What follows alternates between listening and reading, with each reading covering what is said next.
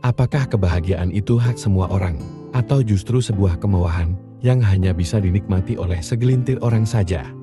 Gua yakin lu pernah dengar pepatah klasik, happiness is a choice, tapi seberapa realistis sih pesan itu bagi orang-orang yang setiap harinya harus memikirkan bagaimana caranya menyambung hidup?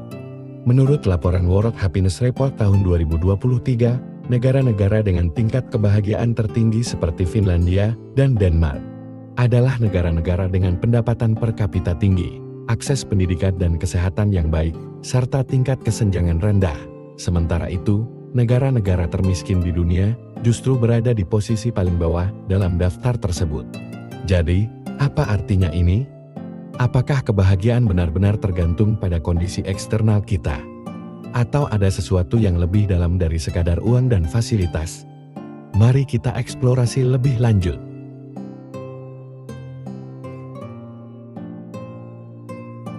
Dulu, kebahagiaan sering dipandang sebagai tujuan akhir dari hidup manusia.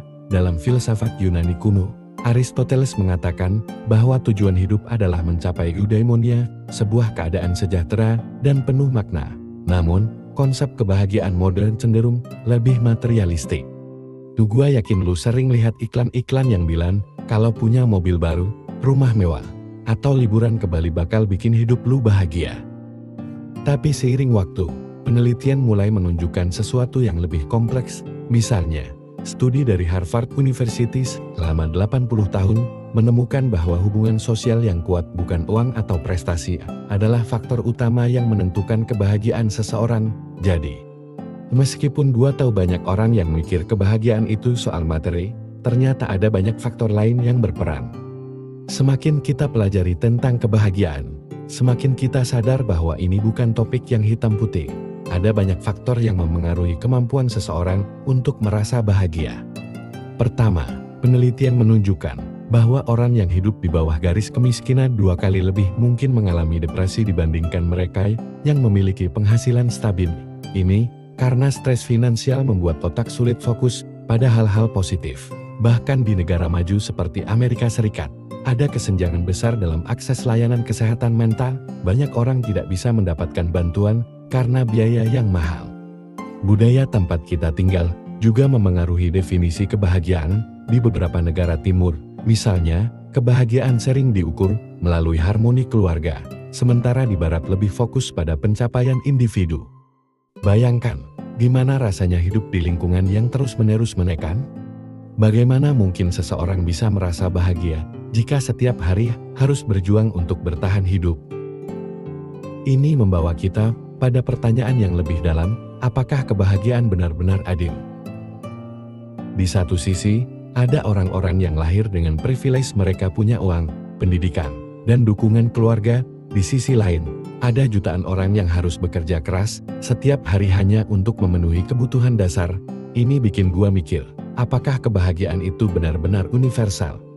Atau jangan-jangan, ini cuma mitos yang diciptakan supaya kita tetap produktif dan terus berusaha, meskipun sistemnya sendiri nggak adil.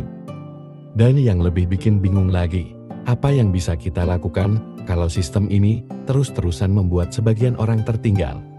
Apakah kita cuma bisa pasrah dan menerima bahwa kebahagiaan itu nggak untuk semua orang? Mari kita lihat ini dari sudut pandang berbeda. Meskipun kebahagiaan dipengaruhi oleh kondisi eksternal, mindset kita juga punya peran besar.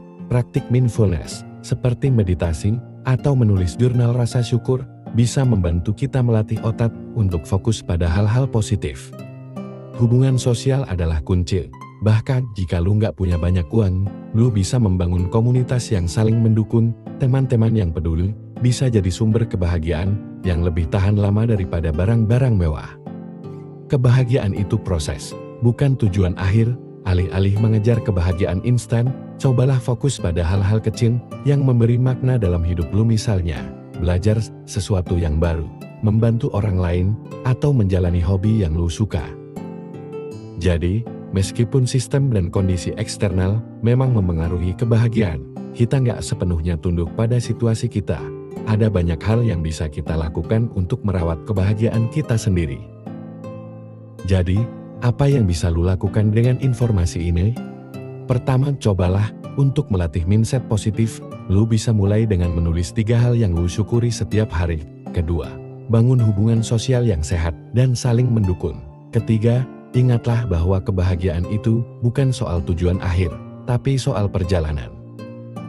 Kalau lu merasa video ini membantu, jangan lupa like, share, dan subscribe channel gua ya. Juga, gua pengen dengar pendapat lu tentang topik ini. Apakah menurut lu kebahagiaan itu kemauan atau hak semua orang? Tulis di kolom komentar di bawah. Kalau lu tertarik untuk belajar lebih banyak tentang kesehatan mental, lu bisa cek video gua sebelumnya tentang strategi mindfulness yang mudah dilakukan sehari-hari.